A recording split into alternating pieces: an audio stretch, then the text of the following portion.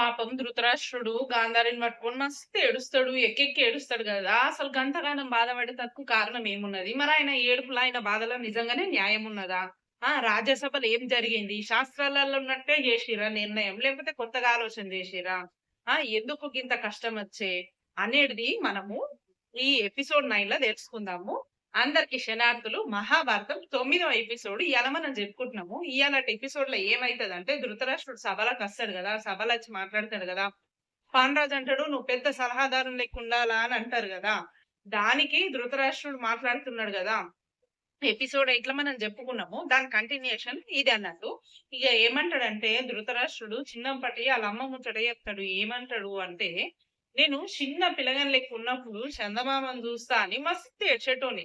గప్పుడు మా యమ్మ అంబిక ఒక బెల్లం లడ్డు నా చేతిలో పెట్టి నాతోటి ఇట్లా చెప్తుండే, "ఈ లడ్డు చందమామ కంటే మంచిగుంటదని, అందంగుంటదని" నాకు చెప్తుండే. ఇగ నేననుకుంటుంటి అప్పుడు చందమామ అందరూ ఉట్టిగా చూస్తారు చందమామను. కానీ నేనైతే తింటా గూడక అని అనుకుంటున్నాని బాధతోటి చెప్తాడు ధృతరాష్ట్రుడు. మీ అందరికి దండం బెడతా. అందరికి మళ్ళా అందరు గలిషి నాకు గదే లడ్డు ఇద్దామని చూడకుర్రి. నేను ఒక్క ప్రశ్న అడుగుతా చెప్పుర్రి. రాజ్యాభిషేకం గురించి శాస్త్రాలల్ల గిట్ల రాసుంది. రాజుకు పట్టాభిషేకం జెయ్యాలంటే ఆ రాజుకు లగ్గమై ఉండాలి. పెళ్లి గానోళ్ళకు చెయ్యరు. ఆ! అని అంటాడు. పెద్దబాబు నా ముచ్చటైతే నువ్వు వనికి అడ్డం తిరిగినవు. మరి నా తమ్మునికేం జేస్తావిప్పుడు? ఆ! చెప్పు అని ధృతరాష్ట్రుడు అంటాడు. కానీ అన్న శాస్త్రాలలో గిట్లుందే అని విదురుడు చెప్తుంటే, ఇడిసబెట్టు మహామంత్రి సందర్భాన్ని బట్టి శాస్త్రాలను మారుస్తావు నువ్వు. నీ దగ్గర ధర్మం ఎక్కడిది? ఆచారాల కంటే మించింది శాస్త్రాలలో ఉంటది. ఆ! ఆ! అన్నీ నేను తెలుసుకున్నా. నేను గట్ల తరతరాల నుంచి గదే పద్ధతులుంటయి. ఉన్నయే పాటిస్తా నేను. ఎట్లా పడితే అట్లా జూడా. ఎనకటి కాలం నుంచి గదే నడుస్తుంది. అందరు తయారయ్యిర్రు. పాండుని రాజుని చేద్దామని. కానీ ఆయనకు భార్య తయారు లేదు గదా! ఇప్పటికిప్పుడు యాడికెళ్ళి తెస్తారు? అని గట్టిగా నవ్వుతాడు. ఇప్పుడు అర్థమైందా మహామంత్రి అని ధృతరాష్ట్రుడు అంటాడు. నాకైతే ఏం అర్థమైతలేదు. అన్న నువ్వన్నిట్లలో నెగ్గుతావని నేను నిరూపిస్తేనే అన్న. కావాలంటే మనిద్దరం పోటీ పెట్టుకుందాం అని పాండురాజు అంటాడు. పరీక్షలు కాలాన్ని తెలిసేటట్టు చేస్తాయి గాని, నేను కాలాన్ని గాదు మనిషిని. రాజు లెక్క అన్ని బాధ్యతలు తీసుకునే ముందు లగ్గం చేసుకో. నీ సంతానం ముంగటి కాలానికి దారి నడిపిస్తది. గాంధారి నీళ్లు పోసుకున్నట్టు గదా సంతానం లెక్క ఒక మంచి పెళ్ళాము రాజుకు గుడక రాజయ్యేటందుకు గావాల్సిన అర్హతలు, దానికి పెట్టే పరీక్షలలో ఒక భాగమే కదా మహామంత్రి? ఆ! చెప్పు అని ధృతరాష్ట్రుడు అని ఆడికెళ్ళిపోతాడు. క్షణార్థులు అని శకుని ఉడకబోతాడు ఆడికెళ్ళి. ఇగ రాజమాత అంటది భీష్మునితోటి గిట్లంటది. ధృతరాష్ట్రుడు ధర్మం మీద ఒక ప్రశ్న అడిగిండు. ఏం జవాబు చెప్పాలి నేను? ఆయనకు అన్యాయం జరిగిందని అడుగడుగున మాటలతోటి బాధ పెట్టేటట్టే ఉన్నది. అన్ని గట్లే మాట్లాడుతుండు. ధర్మం ఎప్పటికీ అన్యాయం గాదు రాజమాత అని భీష్ముడు అంటాడు. కానీ ధృతరాష్ట్రుడు ఆయన దిక్కుకెళ్ళి చూస్తుండు. నాకే అన్యాయం అయిందని.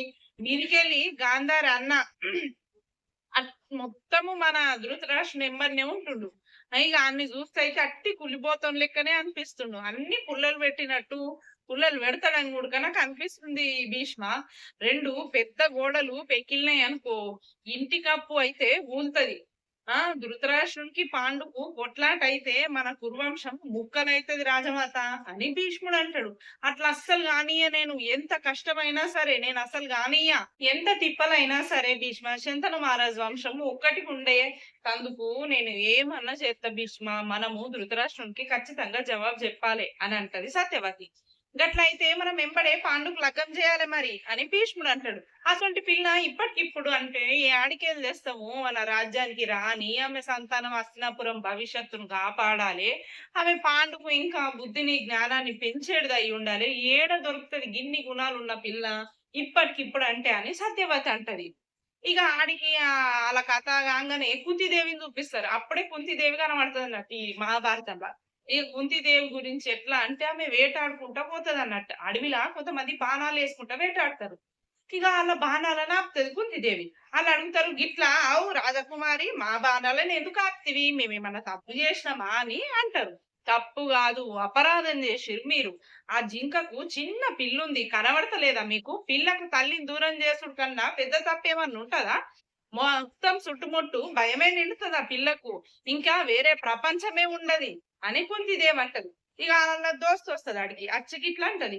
"నిన్ను మహారాజు జల్దీ తీసుకురమ్మన్నాడు" అనంటది. "ఎందుకు?" అని కుంతిదేవి అడుగుతది. "నీకు స్వయంవరం ఖాయం జేసిర్రటబ్బా" అని చెప్పంగానే ఆయనతో ఇద్దరు ఇంటికి పోతరు. పోంగానే "శనార్థుల్నాయన" అని కుంతిదేవి అంటది. "అగో అచ్చినవా బిడ్డ" అని ఆళ్ళ నాయన అంటాడు. "నీకోసమే అప్పటి సంది ఎదురు జూస్తున్నా" అని ఆళ్ళ నాయన అంటాడు. "నాయన స్వయంవరం పెట్టినవట నాకు" అని కుంతిదేవి అడుగుతది. "ఆ బిడ్డ అది నా అదృష్టం. నువ్వు జూడు ఈ స్వయంవరం పెద్ద పండుగ లెక్క అయితది" అని ఆళ్ళ నాయన అంటాడు. "కానీ నాయనా" అని కుంతిదేవి అంటది. "అద్దు బిడ్డ కానీ, గీని అనకు. ఏదన్నా శుభకార్యం జేసేటప్పుడు డౌట్ అస్సలు పెట్టుకోవద్దు. అది కొనాకరికి కానీ అన్నట్టే మిగిలిపోతది. అయినా సరే భయంతోటి మొదలుపెడితే అది నడిమిట్లనే ఆగుతుంది నాయనా" అని కుంతిదేవి అంటది.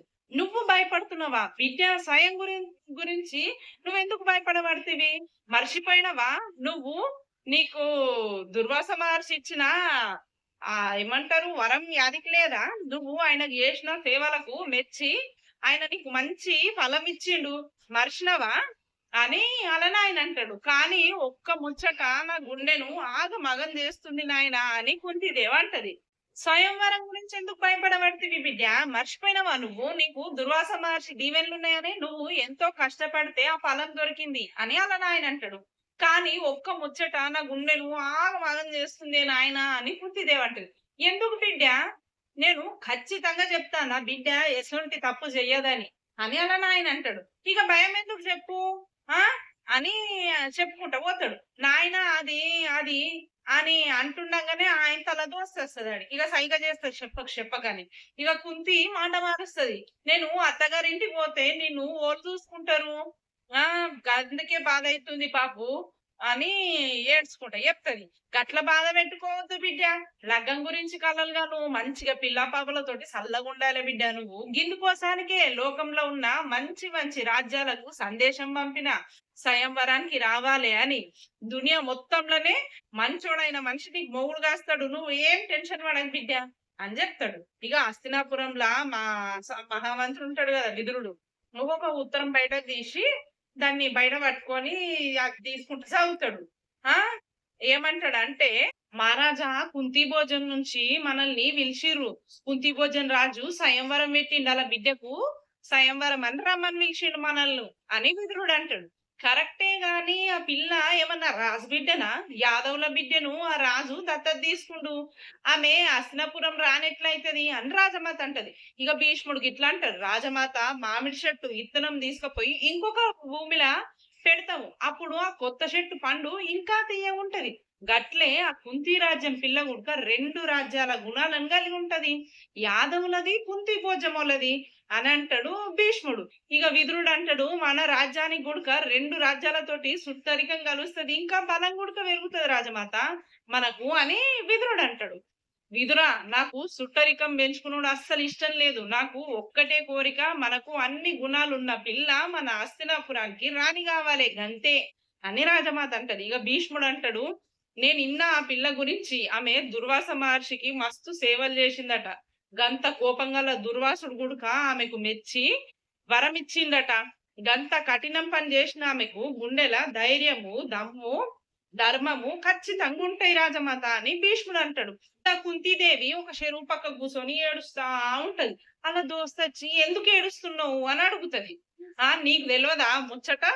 ఆ! చెప్పకు మా నాయనకు మస్తు మోసం చేసిన నేను" అని మస్తు ఏడుస్తా ఉంటది. "నాకేం అర్థమైతలేదు" అని కుంతీదేవి అంటది. "ఆ ముచ్చట చెప్తే మీ నాయనని అందరు తిట్టరా? నిన్నుంచుతాడా మీ నాయన చెప్పు? అది మర్చిపో అని ఎన్ని సార్లు చెప్పాలే నీకు" అని ఆళ్ళ దోస్త్ అంటది. "ఏం మాట్లాడుతున్నావు ప్రియంవద? నువ్వు ఎట్లా మరవాలే? ఏం జెప్తున్నావు? ఇప్పటికి అదంతా నా కండ్లల్ల మెరుస్తుంది ఎరికేనా నీకు?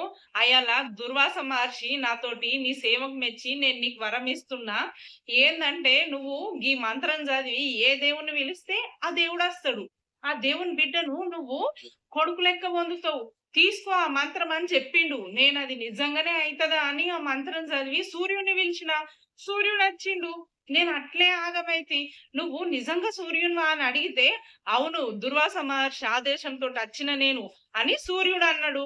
నువ్వు కోరుకున్నట్టే అసొంటి గుణాలున్న కొడుకును నీకిస్తా. అన్ని నా గుణాలు, నా ధర్మాలున్న కొడుకుని నీకిస్తా అని సూర్యుడన్నాడు. ఆ! కొడుకా అని అట్లే బీరిపోయిన నేను. నాకు మొత్తం యాదికుంది ప్రియంవద అని కుంతీదేవి అంటది. ఇగ కొడుకు ఓలు మరి ఆ పిల్లగాన్ని కుంతీదేవి ఏం జేషింది? స్వయంవరంలా ఏ రాజు గెలుస్తడు? కుంతీదేవి ఓలను లగ్గం చేసుకుంది అనేది మనం తర్వాత ఎపిసోడ్‌లో తెలుసుకుందాం. ఈడికెళ్ళి ప్రతి ఒక్క ఎపిసోడ్ మంచిగుంటది. అందరికి నచ్చుతది. మొత్తం చూడుర్రి. అస్సలు మడవకుర్రి. ఇయ్యాల చెప్పిన ఎపిసోడ్ మాత్రం మీకు నచ్చితే లైక్ జేయుర్రి. మహాభారతం మొత్తం మన తెలంగాణ యాసలో మనందరికి అర్థమయ్యేటట్టు చెప్పిన మన అరుగుల మీద కూర్చొని మాట్లాడినట్టు ఉంటది. మన ఛానల్ పేరు Telugu stories fun world. Please subscribe జేయుర్రి. ఈ వీడియో మీకు నచ్చితే లైక్ జేయుర్రి. ఎట్లా చెప్పినా ఏం కథ అన్నది కామెంట్‌లో చెప్పుర్రి. ఉంటా మరి. శనార్థులు. మళ్ళా కలుద్దాం 10వ ఎపిసోడ్‌ల. ఉంటా.